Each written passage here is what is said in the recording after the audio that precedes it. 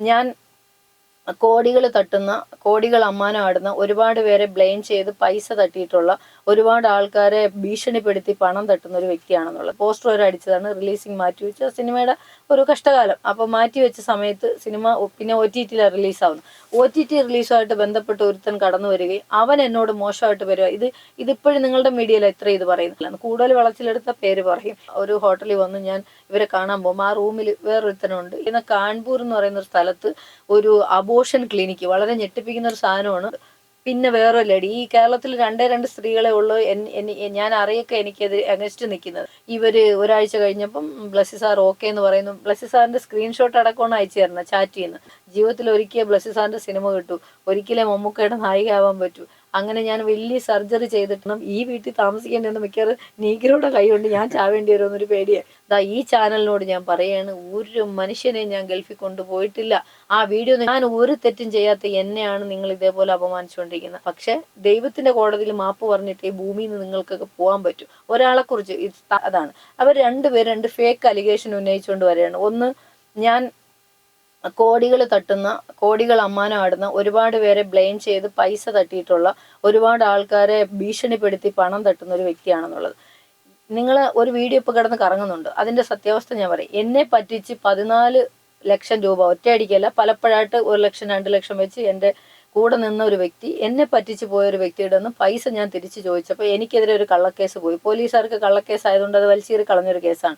അതുമായിട്ട് ബന്ധപ്പെട്ട് പിന്നെ ഒരു സിനിമ, ഞങ്ങളുടെ ഒരു സുഹൃത്ത് വഴി ഒരു സിനിമ എടുത്തിട്ടുണ്ട്.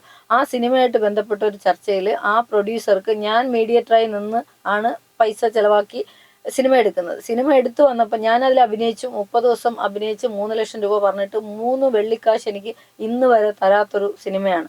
അതെൻ്റെ ഒരു സുഹൃത്ത് വഴി എൻ്റെ തന്നെ ഒരു ബാനറിലാണ് ആ പൈസ വന്നതെന്നേ ഉള്ളൂ. മൽഹാർ മൂവി മേക്കേഴ്സ് എന്ന് പറഞ്ഞിട്ടൊരു സിനിമ വന്നിട്ടുണ്ടായിരുന്നു. അത് ബാനർ വന്നത് വേറൊരു സിനിമ ചെയ്യാൻ വേണ്ടിയിട്ടാണ്. അപ്പോഴത്തേക്ക് ഇവിടെ രാജ്ഭവനിൽ ജോലിയുള്ള ഒരു സംവിധായകൻ വരികയും അദ്ദേഹത്തിന് ഈ എക്സാക്ട് സിനിമ നടക്കുകയായിരുന്നു. നമ്മളാണ് സിനിമ ചെയ്തു കൊടുത്തത്. അതിൽ ഞാൻ അഭിനയിച്ചിരുന്നു.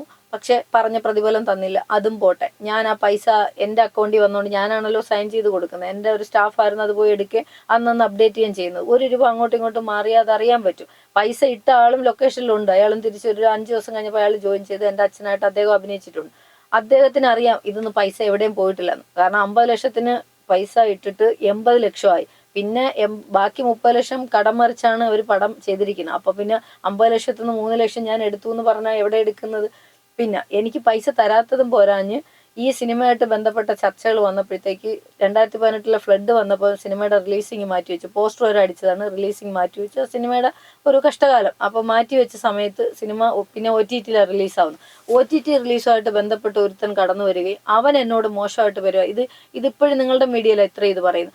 അവൻ എന്നോട് മോശമായിട്ട് പെരുമാറിയപ്പോൾ, അവൻ്റെ വൈഫ് ഒരു ഡബ്ബിങ് ആർട്ടിസ്റ്റൊക്കെയാണ്, അവൻ മോശമായിട്ട് പെരുമാറിയപ്പോഴത്തേക്ക് ഞാൻ അവൻ്റെ അടുത്ത്, നിങ്ങൾ എൻ്റെ മൂത്ത സഹോദരനെ പോലെ ഞാൻ കാണുന്നത്, മേലിൽ തെമ്മാടിത്തരം പറയരുതെന്ന് പറഞ്ഞത് കൊണ്ട് അവന് മനസ്സിലായി അവൻ്റെ ട്രാക്കിലേക്ക് ഞാൻ കിട്ടില്ല. കൂടുതൽ വളച്ചിലെടുത്ത പേര് പറയും, ഭീഷണിയല്ല പറയും. കാരണം അത്രത്തോളം ദ്രോഹമാണ് ചെയ്തുകൊണ്ടിരിക്കുന്നത്. അപ്പോൾ ഞാൻ വെറുതെ വിട്ട കേസുകളാണ് ഇതൊക്കെ. അപ്പോൾ ഇങ്ങോട്ട് കയറി ചൊറിയാൻ വന്നിട്ട് ഞാൻ ഒരു കാര്യം എൻ്റെ അടുത്ത് നിങ്ങൾ ഉദ്ദേശിക്കുന്ന ലെവലിൽ നടക്കില്ല എന്നായപ്പോഴത്തേക്ക് ഇവൻ കൊണ്ടുവന്ന് ട്രാക്ക് മാറി ഇതേ ആള് ഞാൻ 15 വർഷം കൊണ്ട് ഉണ്ടാക്കിയ ഒരു സൗഹൃദത്തിലുള്ള ഒരാളാണ് സിനിമയുടെ പ്രൊഡ്യൂസർ. ആ പ്രൊഡ്യൂസറിന് പറഞ്ഞു കൊടുത്ത് എന്നെക്കുറിച്ച് മോശമായിട്ട് അവിടെ കണക്ട് ചെയ്ത്, ഞാൻ തന്നെയാണ് ഈ OTT കാരനെ കണക്ട് ചെയ്ത് കൊടുക്കുന്നത്, ഈ ഭാര്യ എൻ്റെ കൂട്ടുകാരിയാണ്. അങ്ങനെയാണ് ഇത് കണക്ഷൻ വരുന്നത്.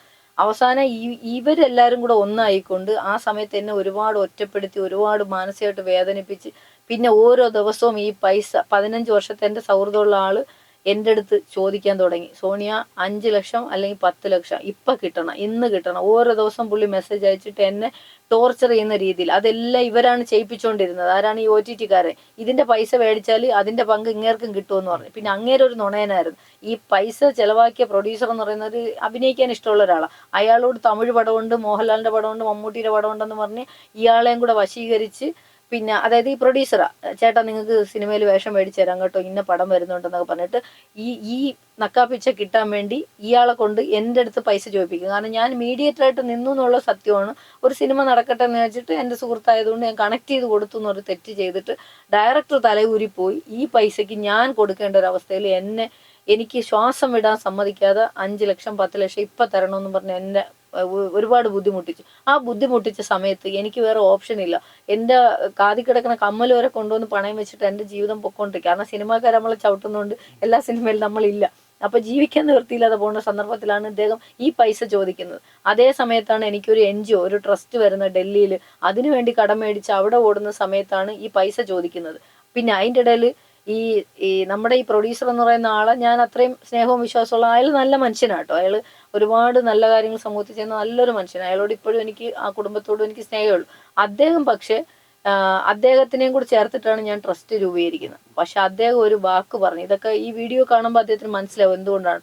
അപ്പോൾ അദ്ദേഹം പറഞ്ഞു, ഈ ട്രസ്റ്റിൽ നിന്ന് ഞാൻ പിന്മാറുകയാണ്, എൻ്റെ പൈസ ഒരു 10 ലക്ഷം രൂപയെങ്കിലും എനിക്ക് ഇപ്പം കിട്ടണം, നിവർത്തിയില്ലാത്തതുകൊണ്ട്. സിനിമയുടെ മൊത്തം പൈസയല്ല, മൊത്തം പൈസ ഡയറക്ടറാണ് കൊടുക്കേണ്ടത്, അയാളാണ് ചിലവായ ഫുൾ പൈസ തിരിച്ചു കൊടുക്കാന്ന് പറഞ്ഞത്. എനിക്ക് അഭിനയിച്ചതിനും കിട്ടിയില്ല, എൻ്റെ സുഹൃത്തായതിൻ്റെ പേരിൽ എന്നോട് ബ്ലെയിം ചെയ്തുകൊണ്ടേയിരുന്നു. പക്ഷെ ഞാൻ വിചാരിച്ചു, എൻ്റെ സുഹൃത്താണല്ലോ, നമ്മൾ വഴിയാണല്ലോ അത് ഇട്ടത്, എന്തെങ്കിലും വഴിയുണ്ടോ എന്ന് നോക്കാം. അപ്പോൾ അതേ സമയത്താണ് എൻ്റെ ഒരു സ്റ്റാഫ് എന്നെ പറ്റിച്ച് എൻ്റെ വീട്ടിലെ സ്വർണവും എൻ്റെ പൈസയൊക്കെ ആയിട്ട് മാറി നിൽക്കുന്നത്. ആ സമയത്ത് പുള്ളിക്കാരൻ വേറൊരു കല്യാണമായിട്ട് ഒരു പെൺകുട്ടിയെ കല്യാണം കഴിക്കുന്ന ഒരു ഇതിലെല്ലാം സെറ്റായി, പണക്കാരിയാണ്. അപ്പോൾ എനിക്ക് ആ നമ്പർ കിട്ടിയപ്പോൾ ഞാൻ അവിടെ വിളിച്ചിട്ട് ഞാൻ പറഞ്ഞു, എനിക്ക് ഇന്ന ആൾ ഫോൺ വിളിച്ചിട്ട് എടുക്കുന്നില്ല, എനിക്ക് ഇത്ര രൂപ തരാനുണ്ട്, നിങ്ങളെ കയ്യിൽ പൈസ ഉണ്ട്. കാരണം നിവൃത്തിയില്ലാത്തതുകൊണ്ടാണ്, ഡൽഹിയിൽ നിൽക്കുക. കാരണം സന്തോഷ് ഏട്ടന് പൈസ കൊടുത്തില്ലെങ്കിൽ സന്തോഷ് ഏട്ടൻ അവിടെ ഒരു ബാങ്ക് അക്കൗണ്ട് എടുക്കണം. ഞാനിവിടുന്ന് കടം മേടിച്ച് ഡൽഹിയിൽ പോവാ ബാങ്ക് അക്കൗണ്ട് എടുക്കാൻ. സന്തോഷ് ഏട്ടൻ സൗദിയിലാണ്. അപ്പോഴും സന്തോഷ് ഏട്ടൻ സൗദിയിൽ നിന്ന് ഡൽഹി വന്നാലാണ് നമുക്ക് ബാങ്ക് അക്കൗണ്ട് എടുക്കുക ട്രസ്റ്റിന് വേണ്ടി. എൻ്റെ ജീവിതം വെച്ചൊരു കളിയുടെ സമയത്ത് എനിക്കൊരു ഓപ്ഷൻ ഇല്ലാതെ എന്നെ പറ്റിച്ചു പോയ ഒരുത്തൻ കെട്ടാൻ പോണ വീട്ടിൽ എനിക്ക് വിളിക്കേണ്ടി വന്നു എന്നുള്ള സത്യം തന്നെയാണ്. അതിന് ഏത് കോടതിയിലും പറയാൻ ഞാൻ തയ്യാറാണ്. ആ പെൺകുട്ടിയെ വിളിച്ചിട്ട് ഞാൻ ഭീഷണിയും പെടുത്തില്ല, ഒന്നും, ഞാൻ റിക്വസ്റ്റ് ചെയ്യുക ചെയ്തത്. ഞാൻ മെസ്സേജ് അയച്ചൊരു വാട്സപ്പിൽ, എനിക്ക് ഇന്ന ആൾ ഇത്ര രൂപ തരാനുണ്ട്, നിങ്ങൾ വിളിക്കുകയാണ് ചെയ്യുന്നെങ്കിൽ എൻ്റെ പൈസ തരണം. ആ പെൺകുട്ടി ഭയങ്കര കാശുകാരിയാന്ന് ഞാൻ അറിഞ്ഞു. അപ്പോൾ അവർക്ക് ഒരു 5 ലക്ഷം 10 ലക്ഷം ഒന്നുമല്ല എനിക്ക് തരാനുള്ളത്, എനിക്ക് വേറെ ഓപ്ഷൻ ഇല്ല, മറ്റോ എടുക്കുന്നില്ലല്ലോ. അപ്പോൾ ഇങ്ങനെ ഒരു മെസ്സേജും അയച്ചു. അങ്ങനെ അവരെന്നെ തിരിച്ചു വിളിച്ചപ്പോൾ ഞാൻ പറഞ്ഞു, എനിക്കിങ്ങനെ എൻ്റെ സ്റ്റാഫായിരുന്നു, എനിക്ക് ഇത്ര പൈസ തരാനുണ്ട്, അപ്പോൾ നിങ്ങൾ എനിക്ക് പൈസ തരുവാണെങ്കിൽ സന്തോഷം, എനിക്കിപ്പോൾ നിവൃത്തിയില്ലാത്തൊരു ഘട്ടത്തിൽ നിൽക്കുവാണ്, എനിക്കൊരു 5 ലക്ഷമെങ്കിലും തരണം, കാരണം എൻ്റെ ട്രസ്റ്റിന് സൈൻ ചെയ്യണമെങ്കിൽ 5 ലക്ഷം അവിടെ കൊടുത്താലേ പറ്റുള്ളൂ, ഞാനിപ്പോൾ ഡൽഹിയിൽ നിന്ന് ബുദ്ധിമുട്ടി നിൽക്കുവാണെന്ന് പറഞ്ഞപ്പോൾ ആ ലേഡി പറഞ്ഞു, ഈ കല്യാണം ശരിക്കും പറഞ്ഞാൽ നിങ്ങൾ വിളിക്കുന്നതിന് മുമ്പ് തന്നെ കല്യാണം ഇവൻ ഫേക്കാന്ന് പറഞ്ഞ് കല്യാണം മുടങ്ങിയ ഒരു കേസാണ്. എന്നിട്ട് വീണ്ടും ഇങ്ങനെ ഓക്കെ അങ്ങനെ എന്തെങ്കിലും ആവട്ടെ എന്ന് പറഞ്ഞ് നിൽക്കുമായിരുന്നു. ഈ കേസ് കൂടെ ചെന്നപ്പോൾ അവരെ വീട്ടുകാർ അന്വേഷിച്ചപ്പോൾ ആ കല്യാണം മുടങ്ങി. അത് സ്വാഭാവികമായിട്ടും മുടങ്ങും. അതിൻ്റെ ഒരു വൈരാഗ്യത്തിന് ഈ എക്സാക്ട് ഇവനും പിന്നെ ഈ ഡൽഹിയിൽ വേറൊരു ഫേക്ക് ഒരു ലേഡിയുണ്ട്. അവര് ശരിക്കും ഇന്ന് 2 ദിവസമായിട്ട് ഞാൻ അറിഞ്ഞത്, അവർ കാൺപൂർ എന്ന് പറയുന്ന ഒരു സ്ഥലത്ത്, അത് ഈ മീഡിയയിലൂടെയാണ് ആദ്യം പറയുന്നത്, ഈ സ്ത്രീ ഇപ്പോൾ ഒരുപാട് അലിഗേഷൻ സോഷ്യൽ മീഡിയയിൽ എന്നെക്കുറിച്ച് പറയാണ്. ഈ സ്ത്രീക്കെതിരെ ഇപ്പം FIR കാര്യങ്ങളൊക്കെ ഡൽഹിയിൽ കൊടുക്കേണ്ടി വരും. കാരണം ഇവര് ഡോക്ടർ ഹരിത എന്ന് പറഞ്ഞാണ് ഞങ്ങൾ ആദ്യം കാണുന്നത്. ഒരു 6 വർഷം മുമ്പ് എന്തോ ഒരു ഓൺലൈൻ ബിസിനസ്സുമായിട്ട് തിരുവനന്തപുരത്ത് വന്ന് എന്നെ കണ്ടിരുന്നു. ഇവർ തിരുവനന്തപുരത്ത് ഹോട്ടൽ, എനിക്ക് ഓർമ്മയില്ല, ഒരു ഹോട്ടലിൽ വന്ന് ഞാൻ ഇവരെ കാണാൻ പോകുമ്പോൾ ആ റൂമിൽ വേറൊരുത്തനുണ്ട്, ഈ ലേഡിയുണ്ട്, ഞാൻ എൻ്റെ സ്റ്റാഫും കൂടെ പോകുന്നത്. ഇവരുടെ ഒരു വശപ്പശ കണ്ടപ്പോൾ എനിക്ക് തോന്നി ഇവർ നമ്മൾ ഡീൽ ചെയ്യാൻ പറ്റുന്ന ഒരാളായിട്ട് എനിക്ക് തോന്നിയില്ല. ഞാൻ പെട്ടെന്ന് എൻ്റെ സ്റ്റാഫിനെ വിളിച്ചുകൊണ്ട് തിരിച്ചു വരികയാണ് ചെയ്തത്.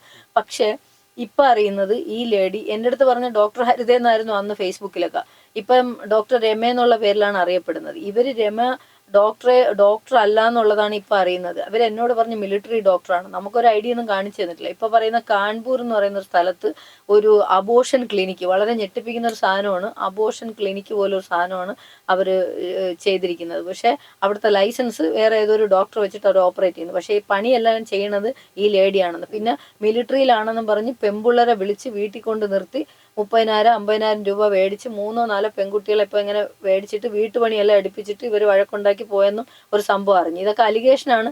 പക്ഷേ നമ്മളിപ്പോൾ ഒരു മീഡിയയിൽ പറയേണ്ടി വന്നതെന്ന് വെച്ചാൽ, ഇത്തരത്തിലുള്ള പെണ്ണുങ്ങളാണ് വന്നിട്ട് നമ്മളെക്കുറിച്ച് കാര്യം അറിയാതെ സോഷ്യൽ മീഡിയയിൽ ഒരുപാട് നെഗറ്റീവായിട്ട് അവരെ സ്റ്റാഫാണ്. പിന്നെ എൻ്റെ സ്റ്റാഫ് എന്ന് പറഞ്ഞാൽ നമ്മളെ വീട്ടിലൊരു അംഗത്തെ പോലെ അത്ര അടുപ്പമായിരുന്നു. അപ്പോൾ പലതരത്തിൽ നമ്മൾ അങ്ങോട്ടും ഇങ്ങോട്ടും കോണ്ടാക്ട്സ് കാര്യങ്ങളുണ്ട്.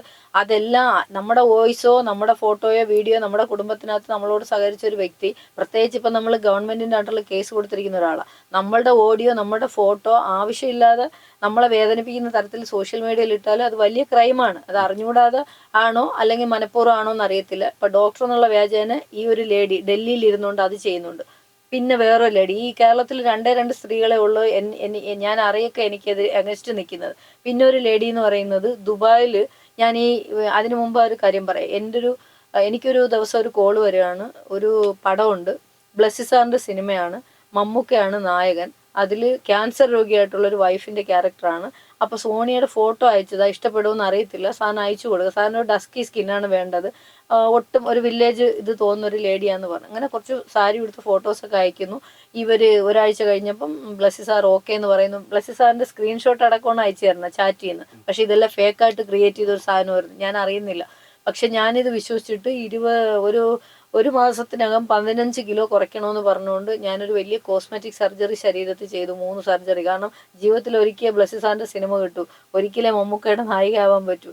അങ്ങനെ ഞാൻ വലിയ സർജറി ചെയ്തിട്ട് എൻ്റെ പൈസ ഇല്ലാതിരുന്നിട്ട് എൻ്റെ ഒരു സുഹൃത്തും ഫാമിലിയും ഖത്തറിൽ നിന്ന് നേരിട്ട് തിരുവനന്തപുരത്തുള്ള കോസ്മിക് സർജറി ഹോസ്പിറ്റലിൽ അവരാണ് നേരിട്ട് കാശ് അയച്ചത്. അതെന്ന് വെച്ചാൽ ആ ഡോക്ടറോട് ഞാൻ പറഞ്ഞു, സാറേ ഇപ്പോഴാരും അറിയണ്ട, മമ്മൂക്കയുടെ സിനിമ എല്ലാം ഇതാകുമ്പോൾ നല്ല പബ്ലിസിറ്റി ഇതെല്ലാം കിട്ടുമല്ലോ, അപ്പോഴെല്ലാം അറിഞ്ഞാൽ. ഞാൻ ഇതുവരെ ചെറിയ ചെറിയ സിനിമകളിലാണ് ലീഡ് റോൾ ചെയ്തത്. അപ്പോൾ എനിക്ക് എൻ്റെ ലൈഫിൽ കിട്ടുന്നതെന്ന് പറഞ്ഞാൽ അവരെന്നെ പൊന്നുപോലെ ഹോസ്പിറ്റലുകാർ പകുതി പൈസ എൻ്റെ നിന്ന് വാങ്ങിയിട്ട് എന്നെ നല്ലോണം നോക്കിയത്. പക്ഷേ ഇത് ഫേക്കാന്ന് അറിയുന്നത് മാസങ്ങൾ കഴിഞ്ഞിട്ടാണ് അറിയുന്നത് ഫേക്കായിരുന്നു എന്നുള്ളത്. അതൊരു സംവിധായകനോട് ഇത് പറഞ്ഞിട്ട് അയാളെ കൊണ്ട് ഈ തന്ന നമ്പറിലേക്ക് ബ്ലസ്സി സാറിനെ വിളിച്ച് സംസാരിക്കുമ്പോഴാണ് പറയുന്നത്, സാർ ആടുജീവിതത്തിന്റെ അതിന്റെ പുറകിലായിരുന്നു, മമ്മൂക്ക വെച്ച് പ്രോജക്റ്റ് പോലും ആലോചിച്ചിട്ടില്ല. അപ്പൊ അതോടെ എൻ്റെ മനസ്സ് തകർന്നു, തരിപ്പണമായി. ഞാൻ ഈ നാട് വിട്ടേ പോവാ, സിനിമയെ വേണ്ട. ഇത് ഗുരു എന്ന് പറഞ്ഞിട്ട് ഒരാളാണ്, ഗുരു എന്നാണ് അവനെ വിളിക്കുന്നതെന്ന് പറഞ്ഞിട്ടാണ് എന്നെ കോൺടാക്ട് ചെയ്യുന്നത്. പിന്നെ പറഞ്ഞ അവന്റെ പേര് അമൽ എന്നാണ്. നമ്മൾ ID ഒന്നും മേടിച്ച് നോക്കിയിട്ടില്ല, നാട്ടിൽ വന്ന് കണ്ടിരുന്നു, ഒരു ദിവസം കണ്ടിട്ടുണ്ട്. പക്ഷേ ഈ ഫേസ്ബുക്കിൽ ഒരിക്കലും ഇങ്ങനെ സെർച്ച് ചെയ്ത് പോയപ്പം അനീഷ് എന്നുള്ള ഒരു പേരിലാണ് ഫേസ്ബുക്കിൽ കിടക്കുന്നത്. അപ്പൊ ഇത് ഫുള്ള് ഉടായ്പാവാനാണ് അത്. പിന്നെ ഇതൊക്കെ ഒന്ന് ഒതുങ്ങിയിട്ട് വേണം അതിനെ കണ്ടുപിടിക്കാൻ. എന്തായാലും ദൈവം, നമ്മൾ മനുഷ്യന്റെ കോടതി വെറുതെ വിട്ടാലും ദൈവത്തിന്റെ കോടതി നിങ്ങൾ വെറുതെ വിടുക. കാരണം എന്നെ മരിച്ചാലും എൻ്റെ ശരീരത്തിൽ അതായത് മനസ്സിൽ നിന്ന് നമുക്ക് അത് മായ്ക്കാൻ പറ്റില്ല. മുറിവ് എൻ്റെ ദേഹത്ത് അത്രയും സ്റ്റിച്ചുകളുണ്ട് ശരീരത്തിൽ. ആ സിനിമയ്ക്ക് വേണ്ടിയിട്ട് അത്രയും വലിയ സർജറിയാണ് ഞാൻ ചെയ്തത്. അത് നമ്മൾ അത്രത്തോളം വിശ്വസിപ്പിച്ചു. കാരണം സാറിനെ ഒന്ന് വിളിച്ച് ചോദിക്കുന്ന, സാറിന്റെ നമ്പർ എന്തെങ്കിലും ഉണ്ട്, അതിനകത്ത് തന്നെ കാണിക്കുന്നുണ്ട്, സോണിയോട് എന്നെ വിളിക്കണ്ടെന്ന് പറ, ഇത്രാം തീയതി നമ്മൾ ഓഡിഷനുമായിട്ട് ബന്ധപ്പെട്ട് അവിടെയാണ് ഫസ്റ്റ് മീറ്റ് എന്നുള്ള രീതി. അതൊക്കെ വരെയാണ്, അത് തന്ത്രപൂർവ്വമാണ് അത് ചെയ്യുന്നത്. അപ്പം നമ്മൾ സാറിനെ വിളിക്കുന്നില്ല, സ്ക്രീൻഷോട്ട് എന്ന് വെച്ചാൽ പുള്ളി തന്നെ ഡയറക്ടർ ബ്ലസ്സിയുടെ നമ്പർ എന്ന് പറഞ്ഞിട്ട് അത് സേവ് ചെയ്യും. അവർ തന്നെ ഒരു 4-5 ഒരു ഗ്രൂപ്പ് ക്രിയേറ്റ് ചെയ്തിട്ട് സിനിമാറ്റോഗ്രാഫർ ബ്ലസ്സി സാർ ഇല്ല. അത് സിനിമ വരുമ്പോൾ 5 ലക്ഷം പറഞ്ഞിട്ടുണ്ട്, അത് കഴിയുമ്പോൾ കൊടുക്കാന്നുള്ള രീതിയിലാണ് സംസാരിച്ചത്, പൈസ ആയിട്ട് മേടിച്ചിട്ടില്ല. അപ്പോൾ ഇത് ശരീരം കീറി മുറിച്ച് ഇങ്ങനത്തെ ഒരു അവസ്ഥയിലേക്ക് പോയപ്പോൾ ഞാൻ മാനസികമായിട്ട്, എൻ്റെ സ്റ്റാഫുകളും എല്ലാവരും, എൻ്റെ കൂടെ പെണ്ണുങ്ങളൊക്കെ ഉണ്ടായിരുന്നു സ്റ്റാഫായിട്ട് സഹായിക്കാൻ. അപ്പോൾ അവർക്ക് ഞാൻ സിനിമയ്ക്ക് വേണ്ടി ശരീരം ഇങ്ങനെ കീറി മുറിച്ചെന്ന് പറഞ്ഞപ്പോഴത്തേക്ക് എല്ലാവർക്കും എൻ്റെ അടുത്ത്, പിന്നെ കൊറോണ വന്നപ്പം ജോലിയില്ല, ഒന്നുമില്ല. അപ്പോൾ ഇനി ഇവളുടെ കൂടെ നിന്ന രക്ഷയില്ല എന്ന് വെച്ചപ്പോൾ സ്റ്റാഫുകൾ ഒറ്റപ്പെടുത്തിയ പോലെ അങ്ങനെ ഞാൻ മാനസികമായിട്ട് തകർന്ന് തരിപ്പണമായിട്ട്. എൻ്റെ ഒരു ഫാമിലി അകന്ന റിലേഷനിലുള്ള ഒരു ചേട്ടനുണ്ട് ദുബായിൽ, പിന്നെ എൻ്റെ കുറച്ച് സുഹൃത്തുക്കളുണ്ട്, അവരോട് പറഞ്ഞിട്ട് ഒരാൾ വിസിറ്റിംഗ് വിസ, ഒരാൾ ടിക്കറ്റ്, ഇങ്ങനെയൊക്കെ സെറ്റ് ചെയ്തിട്ട് അവിടെ പോയി വല്ല ജോലിയും ചെയ്യാൻ ഞാൻ ഇവിടുന്ന് പോയിട്ട് മനസ്സ് തകർന്ന് അങ്ങനെ നിൽക്കുകയാണ്. ഒരിടത്ത് പോയിട്ട് കുറേ ജോലിയൊക്കെ നോക്കി, മറ്റേ ജോലി സെറ്റായില്ല, ഇന്റർവ്യൂവിനൊക്കെ പോയിരുന്നു, സെറ്റായില്ല. അപ്പോൾ ഒരു സ്ഥലത്ത് ഒരു 10-20 ദിവസം താമസിച്ചപ്പം ഈ താമസിക്കുന്ന സ്ഥലത്തിന്റെ വാടകയൊക്കെ കൊടുക്കുന്നതിന് അവിടുത്തെ പല സുഹൃത്തുക്കളൊക്കെയാണ്, ബന്ധുക്കൾ. അപ്പോൾ അത് കഴിഞ്ഞതിന് ശേഷം ഞാൻ വിചാരിച്ചു ഇനി ഒറ്റയ്ക്ക്, അപ്പോഴും ഒരു മലയാളീസ് ഉള്ള ഒരു വില്ലയ്ക്കകത്ത് ഒരു ചെറിയ ഒരു റൂമിലാണ് ഞാൻ താമസിച്ചുകൊണ്ടിരുന്നത്.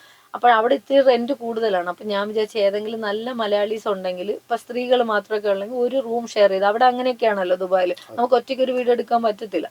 അപ്പോൾ ഞാൻ വിചാരിച്ചു ഒരു റൂം കിട്ടിയാൽ മതിയല്ലോ എന്ന് പറഞ്ഞു. അപ്പോൾ എൻ്റെ ഒരു സുഹൃത്തിനോട് ഞാൻ പറഞ്ഞു, മലയാളീസ് ആരെങ്കിലും നല്ല സ്ത്രീകൾ ഉണ്ടെങ്കിൽ ഒന്ന് പറയണേ, ഒരു റൂം കിട്ടിയാൽ നിൽക്കാന്ന് പറഞ്ഞു. അപ്പോൾ അവിടെ എൻ്റെ ഒരു സുഹൃത്ത് വരെയാണ്, അവർ വന്നിട്ട് അവരുടെ വണ്ടിയിൽ തന്നെ എന്നെ ഒരു വീട് കാണിക്കാൻ കൊണ്ടുപോവാം. അപ്പോൾ ആ വണ്ടിയിൽ ഡ്രൈവർ സീറ്റിലിരിക്കുന്ന ലേഡിയാണ്. പിന്നെ എൻ്റെ ഫ്രണ്ട് എന്ന് പറയുന്ന ആളും ഫ്രണ്ടിലിരിക്കുക, ഞാൻ ബാക്കിൽ കയറി. ഞാൻ താമസിക്കുന്ന സ്ഥലത്ത് ദേറയിലാണ് ഞാൻ താമസിച്ചിട്ടുണ്ടെന്ന്, ദുബായ് ദേറയിൽ നിന്ന് അവിടെ നിന്ന് ഒരു 1/2 മണിക്കൂർ യാത്രയിൽ ഒരു വീട്ടിലെത്തുക. അപ്പോൾ ഈ ലേഡിയുടെ വീടാണ്. കാറിൽ നിന്ന് ഇറങ്ങുമ്പോഴാണ് ഞാൻ കാണുന്നത്, ഇത്രയും അവരെ മേളിലോട്ട് കണ്ട ഒരു കുഴപ്പമില്ല, നല്ല ആരോഗ്യമുള്ള ഒരു സ്ത്രീയാണ്, നല്ലോണം വർത്താനം പറയുന്നുണ്ട്, ഇംഗ്ലീഷും അറബിയൊക്കെ സംസാരിക്കുന്നുണ്ട്, മലയാളിയാണ്. താഴെ ഇറങ്ങുമ്പോഴാണ് കാണുന്നത് ശരീരം ഇവിടുന്ന് താഴോട്ട് വളഞ്ഞ് പോലെ വളഞ്ഞിരിക്കുക. അവർക്ക് ഈ സ്ട്രോക്ക് പോലെ വന്നിട്ട് കാല് നിവർന്നു വരും. പക്ഷെ അവർ അങ്ങനെ വണ്ടി സെറ്റ് ചെയ്തുകൊണ്ട് വണ്ടി ഓടിക്കാനും എല്ലാ കാര്യങ്ങളും പറ്റും, അങ്ങനത്തെ വണ്ടിയാണല്ലോ. അപ്പോൾ പുള്ളിക്കാരിയുടെ വീട്ടിലോട്ടാണ് പോകുന്നത്. പക്ഷെ നമ്മൾ ഈ ഇറങ്ങിയപ്പോൾ കണ്ട നമുക്കൊരു, ഞാൻ പ്രത്യേകിച്ച് ഈ പാവങ്ങളെ സഹായിക്കുന്ന ആളും ഇങ്ങനത്തെ രോഗികളെ കാണുമ്പോൾ നമുക്ക് ഭയങ്കര ദയാണ്, മനസ്സിലങ്ങ് സ്നേഹം ഇറ്റ് വീഴുന്ന ഒരാളാണ് ഞാൻ. അപ്പോൾ ഇവരെ കണ്ടപ്പോൾ ഞാനിങ്ങനെ പോയി പിടിക്കാതിരിങ്ങിയപ്പോൾ അയ്യോ ഇല്ലില്ല ഒരു കുഴപ്പമില്ല എന്ന് പറഞ്ഞു. അപ്പോൾ ഞാൻ വെച്ചു അപ്പം നല്ല ബോൾഡായ സ്ത്രീ, അപ്പോഴും എനിക്ക് അവരോട് റെസ്പെക്റ്റ്. ഓക്കെ, ഇത്രയൊക്കെ ആയിട്ടും അവർ കണ്ടോ വണ്ടി ഓടിക്കുന്നു, അവരോടൊരു ഭയങ്കര റെസ്പെക്റ്റ് തോന്നി. അങ്ങനെ അവർ അങ്ങോട്ട് അവരുടെ ഒരു ഏരിയയിലോട്ട് കിടക്കുവാണ്. ചെറിയ ചെറിയ റൂമുകളാണ് അവർക്ക് ഓരോരോ വീട്. അപ്പം നോക്കുമ്പോൾ നീഗ്രോകള് പല പല രാജ്യക്കാരൊക്കെയാണ് കൊടുത്തിരിക്കുന്നത്. കൊച്ചു കൊച്ചു റൂമുകളാണ്. കയറുമ്പം തന്നെ ഒരു നീഗ്രോയോട് ഇവർ ഭയങ്കരമായിട്ട് തെറി പറഞ്ഞുകൊണ്ട് അയാളെ അടിക്കുന്ന രീതിയിലാണ് ഇവർ സംസാരിച്ചുകൊണ്ട് കയറിയത്. അപ്പം തന്നെ എൻ്റെ ചങ്കിന്ന് ഒരു കത്തലങ്ങ് വന്നു. കാരണം ഈ വീട്ടിൽ താമസിക്കേണ്ടെന്ന് മിക്കവാറും നീഗ്രോയുടെ കൈ കൊണ്ട് ഞാൻ ചാവേണ്ടി വരുമെന്നൊരു പേടിയായി.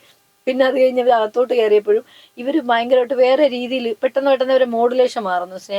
സ്നേഹത്തിൽ സംസാരിച്ച ഉടനെ പിന്നെ അങ്ങനെ ഒരേത് പറഞ്ഞു. അപ്പോൾ എൻ്റെ അടുത്ത് പറഞ്ഞു ഇതാണ് റൂം, ഓക്കെ ആണോ എന്നൊക്കെ പറഞ്ഞു. അങ്ങനെ ഞാൻ പോയി നോക്കിയപ്പോൾ എന്നിട്ട് ഞാൻ അവരോട് പറഞ്ഞു, ചേച്ചി എനിക്ക് രാത്രി, അതായത് ഈ ഒത്തിരി ഫോൺസ് വരുന്നത്, എനിക്ക് ഹെൽപ്പ് ലൈൻ നമ്പറായിട്ട് ഇട്ടുള്ളൂ, രാത്രി രക്തം വേണം, അങ്ങനെ രോഗികളുടെ കാര്യങ്ങളൊക്കെ പറഞ്ഞിട്ട് ആൾക്കാർ വരും. ഈ രക്തമൊക്കെ എല്ലാം എത്തിച്ചു കൊടുത്തിട്ട് മിനിമം ഒരു ദിവസം 5-6 യൂണിറ്റ് എത്തിക്കണം. അപ്പോൾ അതൊക്കെ ചെയ്തിട്ട് ഞാൻ ഉറങ്ങുമ്പോൾ 11:30-12 മണിയൊക്കെ ആവും. അപ്പം ഞാൻ അവരോട് ചോദിക്കുന്നുണ്ട്, വയ്യാത്തതായതുകൊണ്ട് ഞാൻ ലൈറ്റൊക്കെ ഇട്ട് ആ റൂമിൽ ഞാൻ ഇരുന്ന ചേച്ചിക്ക് ബുദ്ധിമുട്ടാവോ, എനിക്ക് രാത്രിയൊക്കെ ഫോൺ വരും, ഞാൻ സൈലന്റ് ഇട്ടുള്ള സംസാരിച്ച ബുദ്ധിമുട്ടുണ്ടോ എന്നൊക്കെ ചോദിക്കുമ്പോൾ അതിനെന്താ, അതൊന്നും കുഴപ്പമില്ല കേട്ടോ എന്ന് പറഞ്ഞു. പിന്നെ ഇവിടെ എപ്പോഴും ഇങ്ങനെ ഉപയോഗമില്ല, ഞാനങ്ങനെ കുക്ക് ചെയ്യാറില്ല എന്നൊക്കെ പുള്ളിക്കാരി പറയുന്നുണ്ട്. അപ്പോഴും ഇവരിങ്ങനെ കട്ടിലിരിക്കുകയാണ്. അപ്പോൾ അവിടെ ചെന്നിട്ട് ഞാൻ പറഞ്ഞു എനിക്ക് കുറച്ച് നാച്ചുറോപ്പതി, ഞാൻ എൻ്റെ വീട്ടിൽ എൻ്റെ ഹസ്ബൻഡ് ക്യാൻസർ ആയിരുന്നു, ഹസ്ബൻഡിൻ്റെ അമ്മ സ്ട്രോക്ക് പേഷ്യൻ്റ് ആയിരുന്നു, അച്ഛൻ ക്യാൻസർ ആയിരുന്നു, ഹസ്ബൻഡിൻ്റെ അനിയന് സ്ട്രോക്ക് വന്നു. 4 പേരാണ് 3 വർഷത്തിനിടയിൽ എനിക്ക് നഷ്ടപ്പെട്ടത് എൻ്റെ വീട്ടിൽ നിന്ന്. അപ്പോൾ അത്രയും ഞാൻ ഓരോ ദുഃഖം കണ്ടതുകൊണ്ട് എനിക്ക് വേറൊരാൾക്ക് വയ്യാന്ന് പറയുമ്പോൾ എനിക്ക് ഭയങ്കരമായിട്ട് മനസ്സലിയും. അപ്പോൾ ഈ നാച്ചുറോപ്പതി കുറേ നാളായിട്ട് ഞാൻ റിസർച്ച് ചെയ്യുന്നുണ്ട്. നല്ല ഫുഡിലൂടെ അല്ലെങ്കിൽ നമ്മളുടെ ദൈനംദിന ജീവിതത്തിലൂടെ ഒരാൾക്ക് എങ്ങനെ ആരോഗ്യം വരാമെന്നുള്ള ആ രീതിയിൽ കുറേ കാര്യങ്ങൾ അറിയാവുന്നതുകൊണ്ട് ഈ സ്ത്രീയെ കണ്ട് ഈ വിഷമം തോന്നിയപ്പോൾ ഞാൻ പറഞ്ഞു, ചേച്ചി എനിക്ക് കുറേ ടിപ്പ് അറിയാം, കാല് വളഞ്ഞ് എസ് പോലെ ഇരിക്കണം. അപ്പം ഞാൻ പറഞ്ഞു എനിക്കൊരു എണ്ണ എനിക്ക് സ്വന്തമായിട്ട് അറിയാം, ഞാൻ ഇവിടെ നിൽക്കുകയാണെങ്കിൽ നിങ്ങൾക്ക് ഓക്കെ ആണെങ്കിൽ ഞാൻ ആ എണ്ണയൊക്കെ ഉണ്ടാക്കിയിട്ട് ഒരു അനിയത്തി പോലെ ഞാനിത് ചെയ്തു തരാം കേട്ടോ, കാലിൽ എണ്ണയൊക്കെ ഇട്ടുതരാമെന്ന് പറഞ്ഞിട്ട് ഞാൻ ആ സ്നേഹത്തോടെ തോളി കൈ വെച്ച് ഇങ്ങനെ ഇത് നമ്മളൊരു സ്നേഹം കാണിക്കുമല്ലോ, അങ്ങനെ ഒന്ന് ഹോൾഡ് ചെയ്തും ഒക്കെ പറഞ്ഞത്. ഓക്കെ എന്നൊക്കെ പറഞ്ഞ് ഇവർ ഇരുന്നു. തിരിച്ച് 10 മിനിറ്റ് ഞാൻ ചായ ഇടാന്ന് പറഞ്ഞു, വേണ്ടാന്ന് പറഞ്ഞു, അപ്പം തന്നെ വണ്ടി കയറിയതാണ്. തിരിച്ച് വണ്ടി കയറുമ്പോൾ ഒരു ഫോൺ വരുക. ഈ ഫോണിനകത്ത് എൻ്റെ വണ്ടിയിലിരുന്ന കൂട്ടുകാരനും ഇവരും കൂടെ കണക്റ്റായ ഒരു കേസാണ്. അത് ഇയാൾ തന്നെ വേറെ ഏതൊരു കുട്ടി അവിടെ റൂം ഷെയറിങ്ങിന് നേരത്തെ നിർത്തിയിരുന്നു. ആ കുട്ടിക്ക് ഈ സ്ത്രീ ഉണ്ടാക്കിയ ബുദ്ധിമുട്ടുകൾ സ്പീക്കറിട്ട് ഞാൻ കേൾക്കുക. ഈ സ്ത്രീ മദ്യപിക്കാൻ പറഞ്ഞെന്നും ആ ചെറിയ കുട്ടിയാകണ്ടേ, അങ്ങനെ ഭയങ്കരമായിട്ടുള്ള അലിഗേഷൻ ആ സ്ത്രീക്കെതിരെ ഈ കുട്ടി പറയുന്നു. ഇത് കേട്ടപ്പോൾ ഞാൻ മൊത്തം പേടിച്ച് ഇനി ഈ വീട്ടിലേക്കില്ല എന്ന് പറഞ്ഞ് എന്നെ അവിടെ റൂമിലാക്കിയപ്പോൾ ഞാൻ പറഞ്ഞു, ഞാൻ എന്നെ കൊണ്ടുപോയ ആ സാറിനോട് പറഞ്ഞു, ഒരാളാണ്, ആ പേര് ഞാൻ പെട്ടെന്ന് വിട്ടുപോയി. അപ്പോൾ അദ്ദേഹത്തോട് ഞാൻ പറഞ്ഞു, ഞാൻ ഇവിടെ തന്നെ താമസിച്ചോളാം, എനിക്ക് വാടക കൊടുക്കാനില്ല, ഞാൻ എന്തെങ്കിലും ഒരു ജോലി, നിങ്ങൾ എവിടെയെങ്കിലും ഒരു ജോലി നോക്കിക്കോ, ഏതെങ്കിലും ഷോപ്പായാലും കുഴപ്പമില്ല, നാട്ടിലറിയില്ലല്ലോ, കാരണം സിനിമ ഇല്ല, ഞാൻ ആ മനസ്സത്ര തകർന്നിട്ട് നിൽക്കുവാണല്ലോ. അപ്പം ഞാൻ പറഞ്ഞു എനിക്ക് ചെറിയ എന്തെങ്കിലും ജോലി മതി, ഞാൻ ഇവിടെ തന്നെ നിന്നോളാം, വാടക ഇല്ലെങ്കിൽ എൻ്റെ ബന്ധുക്കളൊക്കെ ഉണ്ട്, ആരോടെങ്കിലും കുറച്ച് ദീർഘം വെച്ചിട്ട് 10 ദീർഘം വെച്ചാലും മേടിച്ച് ഞാൻ അടച്ച് തീർത്തോളാം എന്നൊക്കെ പറഞ്ഞിട്ട് അവിടെ തന്നെ നിന്നു. അന്ന് രാത്രി ഈ ലേഡി എന്നെ വിളിക്കുക. പിറ്റേന്ന് വനിതാ ദിനം. അപ്പോഴും എനിക്ക് അവരോട് പിണക്കമില്ല, പക്ഷെ അവരെന്തോ ഒരു കുഴപ്പത്തിലേക്ക് പോകുന്ന ഒരാളാണെന്ന് എനിക്ക് തോന്നിയിരുന്നു, വേറെ ഒന്നും അറിയത്തില്ല. അന്ന് രാത്രി അവരെന്നെ വിളിച്ചിട്ട് പറഞ്ഞു എനിക്കൊരു യൂട്യൂബ് ചാനലുണ്ട്, പിന്നെ ഫേസ്ബുക്ക് ഉണ്ട്, സോണിക്ക് ഇത്രയും ആൾക്കാരെങ്ങനെ, എനിക്ക് അധികമൊന്നുമില്ല, 1,00,000 താഴെ എന്തോ ഉണ്ടായിരുന്നുള്ളൂ എനിക്ക് ഫേസ്ബുക്കിൽ ഫോളോവേഴ്സ്. അപ്പോൾ ചോദിച്ചു ഇത്ര ആൾക്കാർ എങ്ങനെ വരുന്നത്? ഞാൻ പറഞ്ഞു അതൊക്കെ സ്വാഭാവികമായിട്ട് ഓരോ പോസ്റ്റ് കണ്ട് വരുന്നതായിരിക്കും, ഞാനതൊന്നും നോക്കാറില്ല എത്ര ഫോളോവേഴ്സ്. ചേച്ചി പറഞ്ഞപ്പോഴും ഞാൻ ശ്രദ്ധിക്കുന്നതെന്ന്. അപ്പോഴാണ് പുള്ളിക്കാർ പറഞ്ഞു ഞാൻ എത്രയോ, നിങ്ങളൊക്കെ വരുന്നതിന് മുമ്പ് എത്രയോ വർഷം കൊണ്ട് ഫേസ്ബുക്ക് നിൽക്കുകയാണ്, എനിക്ക് ഫോളോവേഴ്സ് ഇല്ല. അതേപോലെ യൂട്യൂബിൽ ഞാൻ എന്തൊക്കെ പറയുന്നുണ്ട്, ആരുമില്ല, എനിക്ക് ഇത്തിരി വൈറലാക്കി തരുമോ, എനിക്ക് യൂട്യൂബിൽ എന്തെങ്കിലും ചെയ്ത് എന്നെക്കുറിച്ച് ഇതാക്കി തരുമോ എന്ന് അവർ ചോദിച്ചു. ഞാൻ പറഞ്ഞു എനിക്ക് എൻ്റെ ഫേസ്ബുക്കിൽ അവരിടുന്നത്, ഞാൻ അങ്ങനെയാണ് അവരുടെ ഫേസ്ബുക്കിലെ വീഡിയോ കയറി നോക്കുമ്പോൾ പടച്ചവന തെറി, പിന്നെ കിതാബിനെ തെറി, സകലമാന മനുഷ്യരെയും പച്ചത്തെറി, ഞാൻ ഇത് വല്ലതും എടുത്ത് എൻ്റെ ഫേസ്ബുക്കിലൂടെ ഷെയർ ചെയ്ത് അന്നത്തോടെ എൻ്റെ നല്ല സുഹൃത്തുക്കൾ എന്നെ തല്ലിക്കൊല്ലും. അത് കാരണം ഞാൻ പറഞ്ഞു എൻ്റെ പൊന്നു സഹോദരി, എനിക്ക് നിങ്ങളെ ഞാൻ സപ്പോർട്ട് ചെയ്യുന്നത് വേറെ ഏതെങ്കിലും തരത്തിൽ നിങ്ങളെ മീഡിയ കവറേജോ അങ്ങനെ എന്തെങ്കിലുമൊക്കെ ഉണ്ടെങ്കിൽ എനിക്ക് ചെയ്തു തരാൻ പറ്റും. പക്ഷെ എൻ്റെ സോഷ്യൽ മീഡിയയിലൂടെ നിങ്ങൾ ഈ ഇടുന്ന പോസ്റ്റ് വേറെ എന്തെങ്കിലും നിങ്ങൾ ചെയ്താൽ ചെയ്യാം, ഇതൊന്നും എനിക്ക് ഷെയർ ചെയ്യാൻ പറ്റത്തില്ല, എൻ്റെ ഒരു മോഡ് വേറെയാണെന്ന് ഞാൻ പറയാം. ഇത് ഈ സ്ത്രീക്ക് എന്നോട് വൈരാഗ്യമായി. അത് കഴിഞ്ഞിട്ട് ഈ വനിതാ ദിനത്തിൻ്റെ അന്ന് ഒരു പരിപാടിയിൽ, അപ്പോഴും എനിക്ക് അവരോട് വൈരാഗ്യം ഇല്ലാത്തതുകൊണ്ട് തളർന്നു പോയൊരു സ്ത്രീ വണ്ടിയൊക്കെ ഓടിച്ച് ധൈര്യമായിട്ട് ഇംഗ്ലീഷൊക്കെ സംസാരിക്കുന്നുണ്ട്. ഇവരെക്കുറിച്ച് 10 വാക്ക് എഴുതാം വനിതാ ദിനത്തിനെന്ന് പറഞ്ഞിട്ട് വീണ്ടും ഞാൻ ഇവരെ വിളിക്കുകയാണ്. ചേച്ചി നിങ്ങളെക്കുറിച്ച് ഒരു ഇന്റർവ്യൂ പോലെ ഞാൻ എഴുതിക്കോട്ടെ ഫേസ്ബുക്കിൽ എന്ന് ചോദിച്ചു. അപ്പം ഞാൻ ആലോചിച്ച് പറയാമെന്ന് പറഞ്ഞിട്ട് അത് കട്ടായി.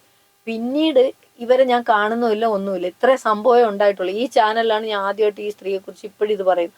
ഈ സ്ത്രീ ഞാൻ നാട്ടിൽ വന്നതിന് ശേഷം എനിക്കെതിരെ പറഞ്ഞിരിക്കുന്ന ആരോപണങ്ങൾ എൻ്റെ ജീവിതത്തിൽ ഞാൻ ഒരു മനുഷ്യന് നിങ്ങൾ ന്യൂസ് ടി വിയോട് ഞാൻ പറയാം, ഒരു മനുഷ്യനൊരു വിസ എടുത്ത് കൊടുത്തിട്ടില്ല. കാരണം അന്യനാട്ടിൽ എന്താവും എന്നറിയാത്തൊരു ഭയമുള്ള ഒരാളാണ് ഞാൻ. അതുകൊണ്ട് എൻ്റെ മകന് വേണ്ടി ഒരാളോട് സംസാരിച്ചതല്ലാതെ ഞാൻ ഇന്ന് വരെ ഒരു വിസക്കാര് ഈ ചാനലിനോട് ഞാൻ പറയാണ്, ഒരു മനുഷ്യനെ ഞാൻ ഗൾഫിൽ കൊണ്ടുപോയിട്ടില്ല. ആ വീഡിയോ നിങ്ങൾ കണ്ടുവയ്ക്കാൻ അറിയാം. എൻ്റെ പരിപാടി 18 വയസ്സ് തികയാത്ത കൊച്ചുങ്ങളെ ഇവിടെ നിന്ന് കയറ്റി വിട്ട് എനിക്ക് വൃത്തികെട്ട ഇല്ലീഗൽ പരിപാടിയാണെന്ന് ഈ സ്ത്രീ പറഞ്ഞു. ഇവരെ ജയിലിട്ട് പൂട്ടാണ്, ജീവിതകാലം വെളിയിറങ്ങാത്ത തെറ്റാ അവർ പറഞ്ഞുകൊണ്ടിരിക്കണം. പിന്നെ ഞാൻ അതേപോലെ കള്ളക്കടത്ത് മാഫിയയുടെ ആളാണെന്ന് പറയുന്നു, കോടികൾ തട്ടിക്കുന്ന പെണ്ണാന്ന് പറയുന്നു. സ്ത്രീകളെ ഏതെങ്കിലും ഒരു പെങ്കൊച്ച് എനിക്കെതിരെ പരാതി നിങ്ങൾ കൊണ്ടുപോവാ, എന്നിട്ട് കള്ളപ്പരാതിയല്ല തെളിയിക്കണം നിങ്ങൾ. എനിക്കെതിരെ ഏതെങ്കിലും ഒരു പെൺകുട്ടിയെ ഞാൻ പീഡിപ്പിച്ചെന്നോ ഏതെങ്കിലും ഒരാൾക്ക് ഗൾഫിൽ കൊണ്ടുപോയെന്നോ വിസ കച്ചവടം ചെയ്തെന്നോ എന്തെങ്കിലും ഒരു ആക്ടിവിറ്റീസ് നിങ്ങൾക്ക് തെളിയിക്കാൻ ഞാൻ വെല്ലുവിളി ന്യൂസ് ടി വി വഴി ഞാൻ വെല്ലുവിളിക്കുക, വന്ന് പറയണം. ഞാൻ ഒരു തെറ്റും ചെയ്യാത്ത എന്നെയാണ് നിങ്ങൾ ഇതേപോലെ അപമാനിച്ചുകൊണ്ടിരിക്കുന്നത്. അവളുടെ പേര് എന്തോ ഒരു മുസ്ലിം പേരാണ്, എനിക്കത് പേര് വിട്ടുപോയി. പുള്ളിക്കാരി ഇനി ഇത് വീഡിയോ എല്ലാവർക്കും കിട്ടുമ്പോൾ അറിയാൻ പറ്റും. ഈ 2 പെണ്ണുങ്ങള് ഡോക്ടർ രമയും മറ്റേ ലേഡിയും, ഈ വയ്യാത്ത ലേഡി, ഇവരിപ്പോ നാട്ടിലുണ്ട്. ഇവിടെ കിതാബ് മറ്റേ ഖുറാനെതിരെ പറഞ്ഞതിനൊക്കെ കേസ് കിടക്കുന്ന ഒരു സ്ത്രീ. അത് സോഷ്യൽ മീഡിയയിൽ ആൾക്കാർക്ക് അറിയാൻ പറ്റും. അപ്പൊ നിങ്ങൾ ഈ 2 വീഡിയോ കണ്ടിട്ട് എന്നെ ദൈവത്തെ ഓർത്ത് വിലയിരുത്തരുത്. ഞാനൊരു ഭീകരജീവി അല്ല, ഞാൻ ഒരു വെറും പാവമാണ്. ഞാൻ പറഞ്ഞു പോയത് എനിക്കുണ്ടായ ഒരു അനുഭവം പറഞ്ഞു. ഞാൻ കണ്ടുകൊണ്ടിരിക്കുന്ന കുറേ സത്യങ്ങൾ പറയുന്നു എന്നല്ലാതെ എൻ്റെ ജീവിതത്തിൽ ഞാൻ കുറേ പേരെ നന്നാക്കിയിട്ടുണ്ട്. ആ നന്നാക്കിയവർ കഴിച്ചതിൻ്റെ നന്ദി എന്നോട് കാണിക്കുന്നുണ്ട്, നന്നായിട്ട് എനിക്കിട്ട് പണിയുന്നുണ്ട്, അത്രേ ഉള്ളൂ. പിന്നെ ഇപ്പം ദേശീയ മാധ്യമങ്ങളടക്കം എന്നെ സപ്പോർട്ട് ചെയ്യുന്നുണ്ട്, അതിൽ നന്ദിയുണ്ട്. നിങ്ങൾ ഒരുപാട് ആളുകൾ നല്ല മനുഷ്യരെ വിളിച്ചിട്ട് എന്തൊക്കെ, എനിക്ക് അത് മതി. എനിക്ക് അവിടെ ഇവിടെ ഇരുന്നിട്ട് ചെറിയ നെഗറ്റീവ് എന്നെ ബാധിക്കത്തേ ഉള്ളൂ. പക്ഷെ നിങ്ങൾ കാണിക്കുന്ന ഈ വൃത്തികേടുകൾ അതിന് നിങ്ങൾക്ക് ഈ കോടതി വഴിയൊന്നും കിട്ടുമെന്നൊന്നും എനിക്ക് അത്ര വലിയ വിശ്വാസം എല്ലാ കാര്യത്തിലും ഇല്ല. നിങ്ങളെപ്പോലുള്ളവർക്ക് പണം കൊണ്ട് എറിയാം, പക്ഷെ ദൈവത്തിന്റെ കോടതിയിൽ മാപ്പ് പറഞ്ഞിട്ട് ഈ ഭൂമിയിൽ നിന്ന് നിങ്ങൾക്കൊക്കെ പോകാൻ പറ്റും. ഒരാളെ കുറിച്ച് താങ്കൾ ഓൺലൈൻ മീഡിയ വഴി അലിഗേഷൻ പരത്തുന്നതിനെ കുറിച്ച് ചോദിച്ചപ്പോൾ എൻ്റെ ജീവിതത്തിലുള്ള ഇത്തിരി ലെങ്ത് ആയി പോയി. എല്ലാവരും പ്രേക്ഷകർ ക്ഷമിക്കിയത് ഒറ്റ സ്ട്രെച്ചിൽ നിങ്ങൾക്ക് കാണാൻ പറ്റില്ല. പക്ഷെ ഇതാണ് ഞാൻ, ഇത്രയാണ് എൻ്റെ ജീവിതത്തിൽ ഇപ്പോൾ ഉണ്ടായിരിക്കുന്ന അലിഗേഷനും പ്രശ്നങ്ങളും ഒക്കെ ഇതാണ്. ഇപ്പോൾ ഞാൻ സിനിമയെ കുറിച്ചൊരു കാര്യം ചോദിക്കാം. ഈ അടുത്ത കാലത്തായിട്ട് ഞാൻ അറിഞ്ഞൊരു വാർത്തയാണ്, നളിനി ജമീല ചേച്ചിയുടെ ആത്മകഥ സിനിമയാക്കാൻ ഉദ്ദേശിക്കുന്നു. അതിൽ നായികയായിട്ട് അഭിനയിക്കാനുള്ള ഒരു അവസരം വന്നിരിക്കുകയാണെന്ന് പറയും. എങ്ങനെയാണ് അതിലേക്ക് എത്തിയത്? ഞാനിങ്ങനെ ആകാംക്ഷയോടെ ഇരിക്കുന്ന ഒരു കഥാപാത്രമാണ്. നമ്മുടെ ശാന്തിവിള ദിനേശ് സാറാണ് ആ സിനിമ സംവിധാനം ചെയ്യുന്നത്. നളിനി ജമീല മാമിന്റെ അവർ ഒരുപാട് സ്ട്രഗിളിലൂടെ ജീവിതത്തിന്റെ പച്ചയായ ഒരു സ്ത്രീയാണ്. അവരെ മാത്രം തെറ്റുകാരിയാക്കുന്ന ഒരു സമൂഹത്തിന് മുമ്പിൽ എന്ത് പറയണമെന്നറിയില്ല. അവര് എല്ലാവർക്കും ചോദിക്കാം വേറെ ജോലി ഇല്ലായിരുന്നു എന്നുള്ളത്. നളിനി ജമീലെ പോലെയുള്ള ഒരാളുടെ വലിയ റിസ്കി ആയിട്ടുള്ള ഒരു സാധനമാണ്. എനിക്ക് തോന്നുന്ന വിദ്യാബാലനെ വെച്ച് മാമിനെ വെച്ച് ചെയ്യാനിരുന്ന ഒരു പടമാണ്. അപ്പോൾ ആ ഒരു കഥാപാത്രം ചെയ്യാൻ വേണ്ടിയിട്ടുള്ളൊരു മാനസികമായ തയ്യാറെടുപ്പിലാണ്. അപ്പോൾ എല്ലാ പ്രേക്ഷകരുടെയും മുഴുവൻ ആളുകളുടെയും സപ്പോർട്ട് വേണം. ആ സിനിമയ്ക്ക് വേണ്ടിയിട്ടുള്ള ഒരു കാത്തിരിപ്പിലാണ്. സത്യങ്ങൾ തുറന്നു പറയുമ്പോഴാണ് നമുക്ക് കാര്യങ്ങൾ മനസ്സിലാവുന്നത്. നമുക്ക് റേറ്റിങ്ങിന്റെ ആവശ്യമില്ല, ഞങ്ങളുടെ ചാനലിൽ റേറ്റിങ്ങിന്റെ ആവശ്യമില്ല.